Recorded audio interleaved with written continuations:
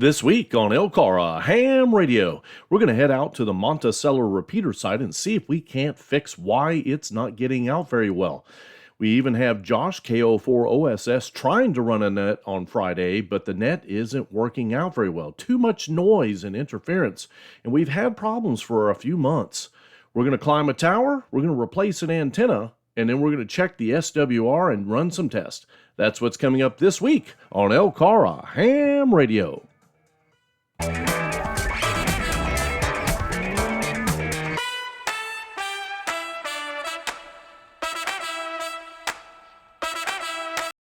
So Josh, you and Don have been looking at the tower and just kind of guesstimating a little bit on length of some new cable or heliac we're looking to order. And what are you guys coming up with for a length? Well, we're coming up with a length to give us plenty to get into the building of 150 feet. 150? Yeah, and that should give us plenty to have a nice drip loop on the outside and plenty of slack here on the outside where it's not tight and there's no load on the cable or anything, and everything will be happy. Right, and let's talk a little bit about why we're even discussing this. Why are we discussing this? What's the reason for upgrading the cable? Well, seemingly the cable that's on there is not doing the job. It's giving us too much SWR, and it's so we're going with a hard line. That way we know that'll work fine. Okay. If we're having any loss at all, right, that's affecting our performance, we'll eliminate that loss. Some of that loss. By going with the Heliax cable. And according to what we were talking about at our meeting last night, that's pretty significant. It could be 1 or 2 dB loss. It could very well be, yeah. Yeah. It could very well be. Okay. Well, good deal. All right. Well, folks, we'll come back in the next segment. We're probably going to whip out a SWR analyzer and some other things, and we're trying to tackle why we're not getting as good a performance on the top antenna, which is the Monticello repeater antenna, and we're trying to improve performance, as well as we're trying to also isolate some 60 hertz hum that we think is in there as well. So we'll be back in just a few. All righty, so we've brought out the Comet, and we're going to be doing some analysis here in just a minute or two.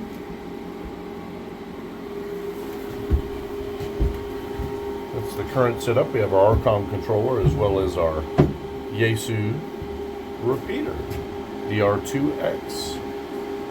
Same number. It is 148 feet to get to in the building. I measured from the tower across that building to back, and here's 12 more feet on top of the 132, so that'd be 142. Plus a drip loop outside and a couple feet inside, it would be about 148. So what do you say?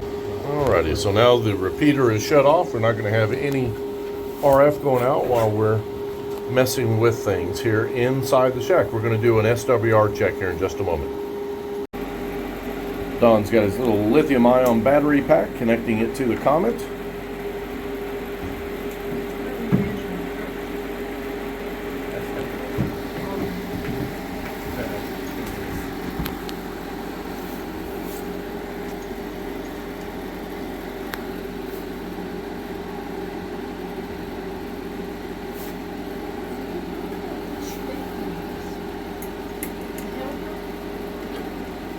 Who?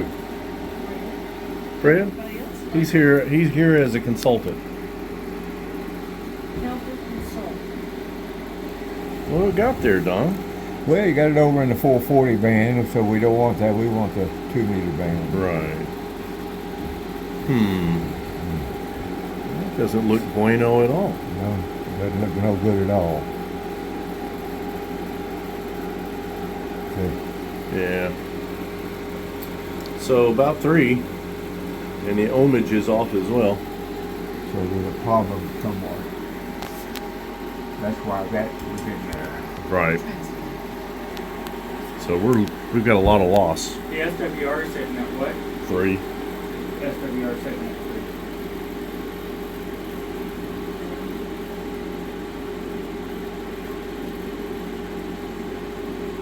3. It doesn't get below 3 either.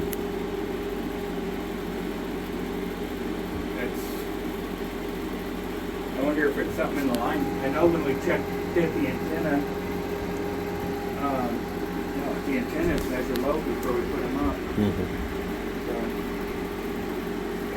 So, those antennas. That your meter is adequate, that your meter don't give any problem. So this is with a dummy load. When you get a 50 ohm load with 0 SWR on a dummy load, and then you know there's nothing wrong with your meter. But it's good to know that the equipment you're using is accurate. Correct. And that's as good as it gets. Right You're there. tuned at 140. If you go on up, and no matter say, it does not change. No, that's not Lincoln So- should be. That gives your measurement. So we'll on do- the- And you're right at 50 ohms on the money. Yeah. It's perfect. So we'll just, Doing it sweet. yeah, I would say that is extremely flat accurate. right on the bottom. Yeah. All right, so we know our equipment's good. I like the comment. No. I'm No wondering if I jumper. should climb up there and just unscrew the coax off Just the look? antenna and just see if there's any water or something in there. Well, of course, that's a comet. Shouldn't be any water in there because that's under a shell. There shouldn't be, Don, but I've run into that before Yeah. down at Jim's where we just put that tower up. Yeah.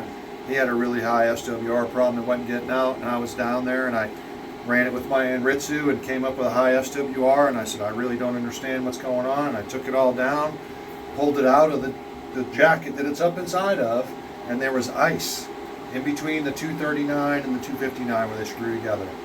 And it actually had been there long enough that it worked its way all the way down through the coax. I Oh, had yeah, to throw I've seen away it. 20 feet Hey, coax. I've seen times where fellows would have problems, I'd go in and check it, and then I'd let the coax down, and water drip out on the floor out into the Exactly. coax. So I know it shouldn't have water there, and you would think to yourself it's impossible. But I've seen water in there in the past. Not in this particular antenna because I've never looked at it, but I've seen the same style antennas of multiple brands fill up with water like that. I have no explanation for it. It almost seems like as the wind's blowing and it's driving the rain up It inside can. there. Oh, it can. It can. It's very possible. So Do And we I've, have anything with us that we could connect to the top of that coax with like a dummy load and check the coax down here and take the I have antenna a small out? dummy load I could take up there. And Don probably has Don's one got too. one right there. one right here, see? Yeah. All you have to do we is can just, check and just see what the coax is doing. Right. We can check the coax. Yeah, I could take that up there with me. there you are. Unscrew the coax, put that right on top, because there's really no sense doing anything else Right. That's right. without until we know our SWR is good. Right. Yeah. That could be the whole entire problem, and it could be just a part of it. Mm-hmm. Could be like I said. Now I've seen times where we've had antennas like that that's actually the fiberglass is cracked. I've had that happen I'm, myself too. I'm worried Water. about that. Water run down Water inside gets of in it. there. Could have a crack. It's very unlikely on that particular antenna because they're so short. They don't get a lot of wind load. They don't flex a lot. Right. It's not likely, but it could be just a UV Mm-hmm. problem where the UV Yeah. just ate it up. It could be old enough. A bird could have come by and Struck it. flown into it or struck it. I had a bat caught on one of my whips one time. He was flying by and got pierced in the wing and was hanging on the whip, and I had to. You don't know at the times that I've gone to 88 side, see dead buzzards laying in the field, laying out there in the grass because they hit them guy wires and Come everything. flying in there at full speed. And I've actually taken antennas down that the grounding radios will be bent because the vultures land roost on the bed. Roost on, and yeah, got them too heavy. So now I'm not it looks opposed like we're to- climbing, huh? I'm not opposed to climbing up there, and I'll bring that dummy load and I'll unscrew the cuff, give it a good look at. Yeah. If it's full of water, I mean that's going to be pretty obvious. Yeah. And if it is full of water, the chances of that coax being full of water are pretty high too. Right. Yeah. So I think your idea of running the dummy load is a great idea. And we'll do a test then, and we'll see. Okay. Well, in the next segment, it looks like we're climbing. You know, when I stuck it up there the other day, it didn't feel super sticky. It'll stick, but not it. It doesn't have the magnetic power. Magnet to hold the wind. No, and it gets windy up here. Oh yeah. Oh yeah, we're up pretty high. There's not a lot up here to really block the wind either, No, No, you're on top of the hill. which is ideal for an antenna. that's a game changer. Well, 10 always seems to be the hardest wrench or socket to ever hold on to. Isn't it I though? swear. It's like if you need like 5 of them just so that you always Gotta have 'em, one. man. A couple Christmases ago, my wife bought me 3. She bought me 310. She bought me a new ratchet with a deep well 10 and a shallow 10, and then a ratcheting 10 wrench. She said, here you go, baby. You find it? I did the Ching and stuff on here. How can it be Do waterproof? you think they're waterproof? It I mean, says waterproof. It says waterproof right on them. I don't know, man. It's definitely high vis. Definitely high vis. I wouldn't be able to hide from you guys. No, not with those on. Them fluorescent flames. No, even sitting on it, I'd probably still be seen.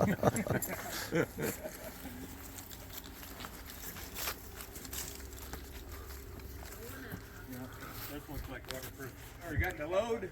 Yeah. Yeah, I've got the dummy load in my pocket right here. What about some tape, Don, to retape it? You ain't taped up underneath there, I don't think. But if you need tape, It shouldn't be taped up under there, but I may have to cut a little bit of tape to wiggle it out. Wiggle it out. If he doesn't have a roll, I've got some in my truck. He's probably We'll look for some tape. up and away. All righty. Be safe. And they're like, I heard them comment one time, who was that? You know, this is kind of an obscure frequency. It's not like the national calling frequency. And so I heard, and they were kind of in a little area. And So Josh is going up the tower now. It's probably taking him about 4 or 5 minutes. He is extremely in really good shape, so won't take him too long. Then he'll get all belted in and so forth. And we'll bring you back once he's up at the top, but mainly we're wanting to check the SWR of just the cable without the antenna.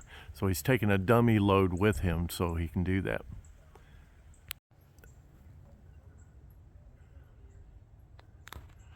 Josh is almost up there now.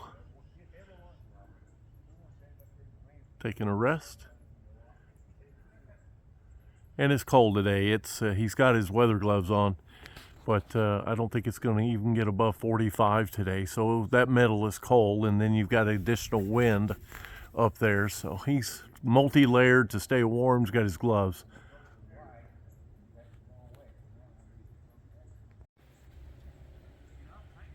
So now he's up at the top. He's got to get completely harnessed in, make sure that he's safely attached. And then he's going to remove the cable from the antenna, and we're going to put the dummy load on it and then check the SWR, and we're going to be checking the cable. But we suspect we've either got water in the cable or possibly water in the antenna. Or both. Jumped in flight. Let's come in and take it off and put the dummy load on and see what it does. KO4 OSS. What do you say, friend? copy that. There's 4 sections up there. You think that 150 will still reach W7 and QF? There's 4 sections up there, not 3. Yeah, we are 4 full sections above the 90 foot. So we are a full 130 up here. So that'd be about 37 feet or so, or 30. Above the top. You know, but we're not going to go all the way to the bottom and then over. We're going to go down to that shack and across. So 150 will probably still be. 150 should still work. Yeah. Since we're not going to the bottom of the tower. Yeah. Right. He's going to take the antenna off and put the dummy load on.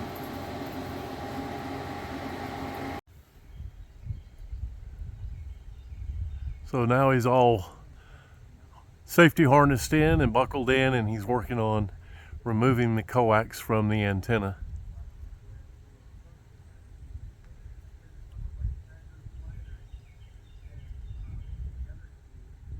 And he's got to remove that outer sleeve that goes from the end that protects the coax going into the antenna. He's got to remove that, so he's got a wrench. 10 meters, I think, is what we use there. Pretty soon he'll be disconnecting that coax, attaching the dummy load, and we'll check the SWR again. Yep. So they have to put it in. The antenna itself looked okay. No noticeable water in the connection. Definitely some water inside the tube, but nothing I can see inside the connection. So I'll go ahead and test it out. KO4 OSS. Okay, Josh, we'll be running a test. AC-40. So Josh has attached the dummy load up at the top. He doesn't currently see water that is in the antenna or anything, but yeah, it's as good as it gets. pretty close anyway.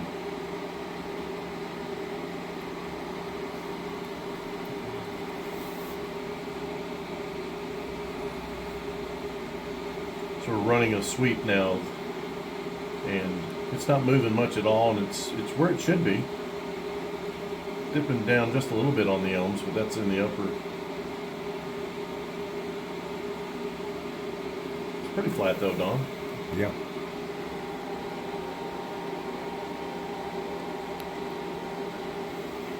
One point oh. All right, let's see. This is 142, 1.1, 143, 1.0, 1.1 at 145.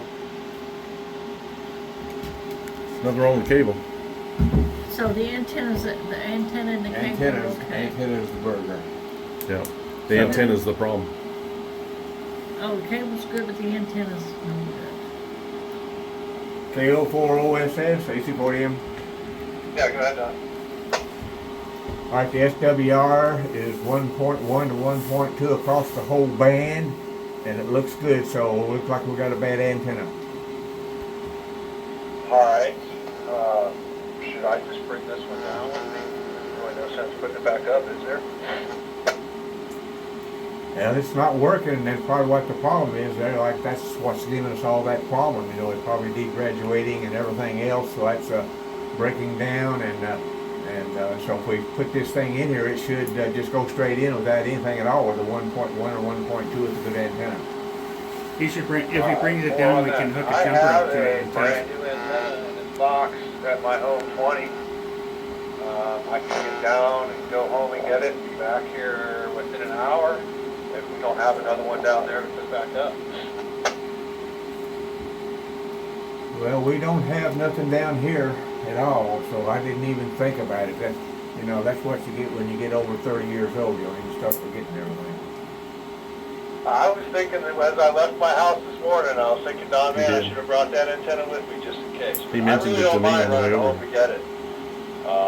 You know, it's brand new in the box. I did put it together. That would fix Video with it. our Other than that, I immediate put it right problem. back in the box. It would take a few minutes to assemble it and get it up here. I think I've got a tag rope in my truck.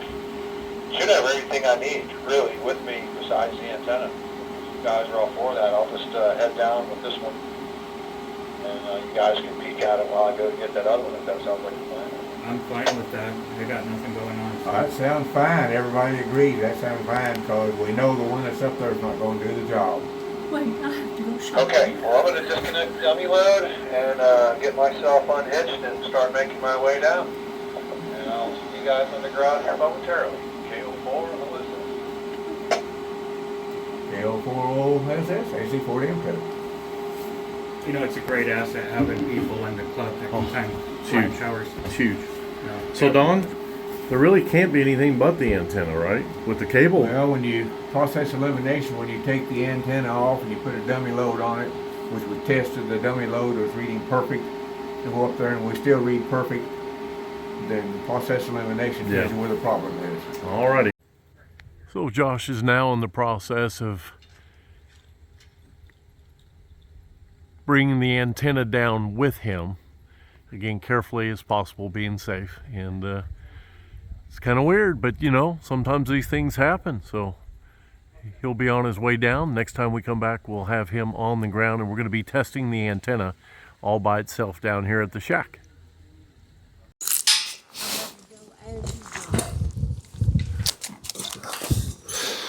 This is not the easiest tower to climb or the most comfortable.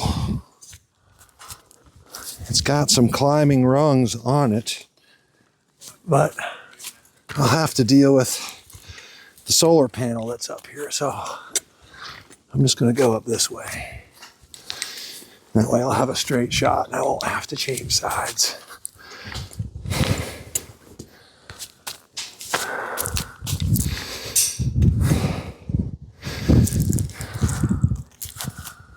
Always making sure we have 3 points of contact at all times.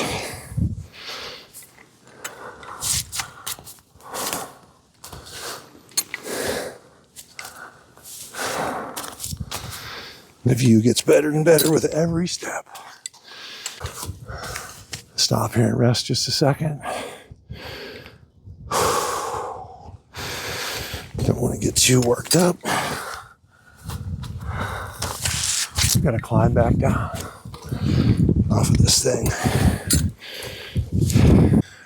Just about breaching the tree line up here.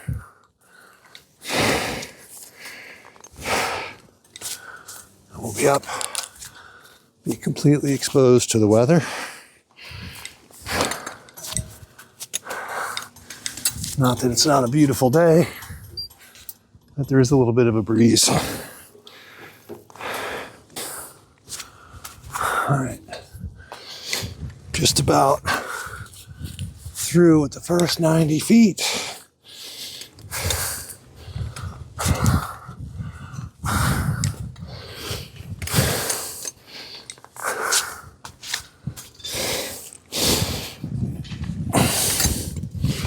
All right, there we go. There's 90 feet behind us. Stop here for a minute. Rest a second.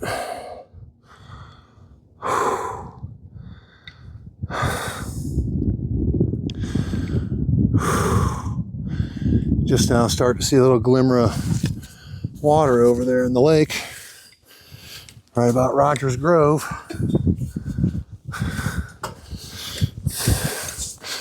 Really pretty spot of the lake there. Just about to the top. A few more feet to go.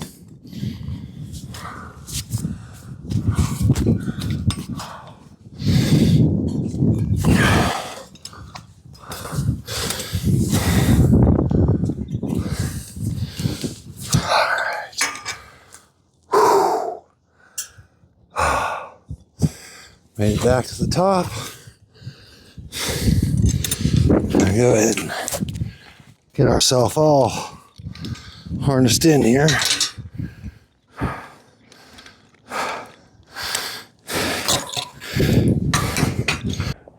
This is to the southeast from the tower. That would be down towards Pickett State Park, Tennessee. Rotating around to a southern view. This would be pretty much to the south. Right there.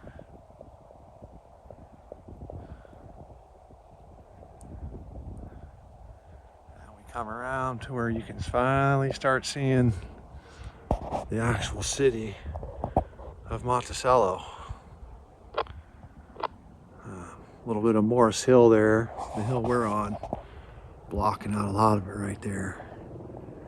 As we come around, you can start to see more of actual downtown Monticello.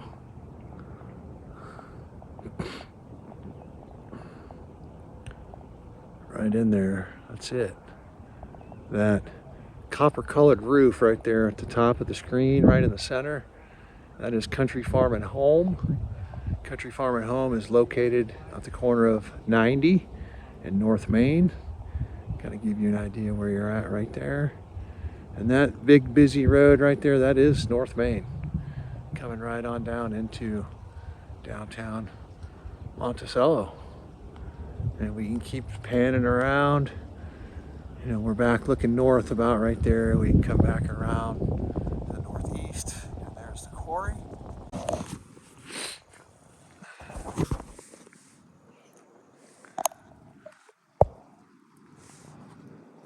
So looking down into the valley from up here, those red buildings right there in the center of the screen, that is Calvin Kennett's. If you're from Monticello, you know what that is. That's our local Basic Sanford & Sons junk store. Those cars going by right there, that's actually on Highway 90. That is south of town. You can see the water treatment plant from up here, clear as day. That's it right there in the center of the screen. So that little valley right there, where those red buildings are, just below the road. That little valley right there, where you can see that truck and those cars going down that hill, that is Beaver Creek. That little valley right there, that is Beaver Creek. As the road goes around, you can see 90 again popping back out, going what we call Pump Station Hill. You can see those cars going up Pump Station Hill right there.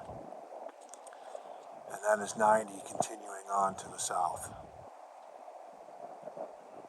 on down towards Albany. That hill right there, that is Furnace Mountain. That's what we call that hill. Beautiful spot.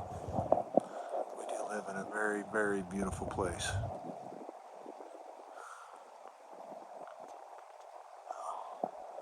If you're around Monticello and you know the area, kind of give you an idea what you're looking at from here.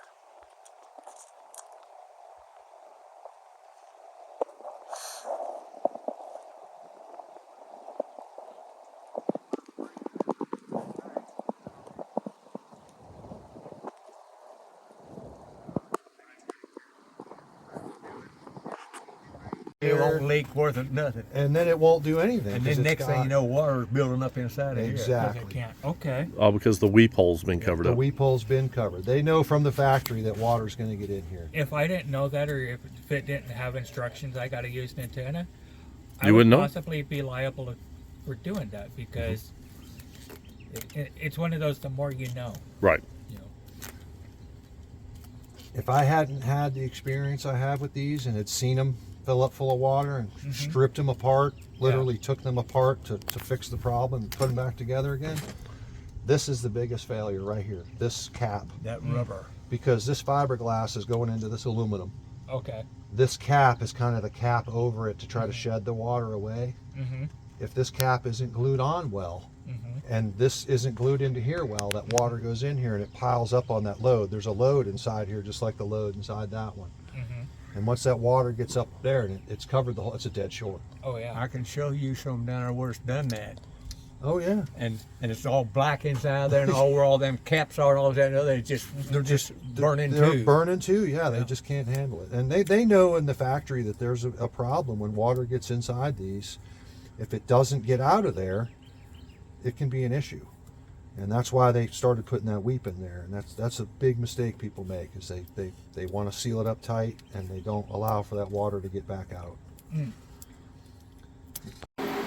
All right, so now we're back in the shack with the Comet analyzer, and we've got the jet stream connected to a cable on the outside, and Josh is holding it up in the air. That looks pretty good there, Don. 1.4 right there. All right. So we're going to be on 145.150, which Right. which is down here. Right. So it was about 1.5, I think it was. And I think that's what Josh and I got, Yeah. was 1.5. And the Coax is 1.4, so part of that could be Yeah. the Coax. Oh, Right. okay. All right, yeah. So Josh climbed the tower a third time and took the Jetstream JTB-1B to the very top and installed it. We had some footage, but somehow I don't have it here, so we're going to show what the antenna looks like once it's put together and on a mast. This is at the very tippy top where we had the old antenna, and it's definitely taller, 3 5/8 waves stacked on top of each other. And as we'll see here in a moment, the SWR was right where we were hoping it would be. So definitely an antenna malfunction, and we'll talk more about that in just a moment. All right, so now we're back in the shack. Josh just connected the new antenna, and we're going to see if we get a better result. Look at Oh my gosh. 1.3 at 145. Tell Josh it's 1 point. On the right, tell Josh it's 1.3 at 145. That's him moving around up there now. Right. That's him moving, see. So that was the antenna. The antenna. 1.3.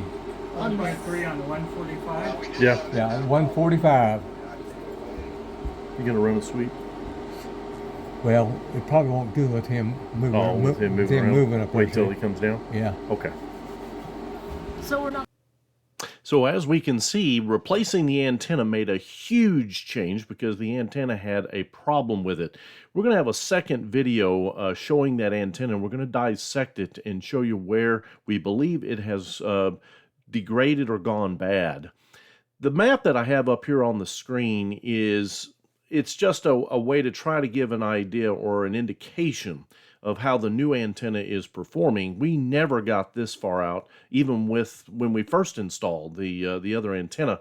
But this is all the way down to Tiny Fangorn, where I have my property, and this is 29 miles close to that. And I was able to have a conversation with the repeater with Don at his house over in Nancy, and so this is covering quite a bit more area than it did than it did before. This is a huge improvement, and when Josh does his Friday night net, he's going to have a much easier time pulling in those weaker signals, simply because the antenna is not only slightly better than the old one, but just that it's not in any way degraded. It's acting and behaving as it should. So it's at this point I thought, well, how far can I push it as I'm driving south for another trip? And I was able to push it another 6 miles, so 35 miles, down to Livingston, Tennessee. Now, again, this is just a random test, so to speak, or maybe not random is the right word, but just an impromptu test. And to be able to hit the repeater at 35 miles is, again, much better than what it was.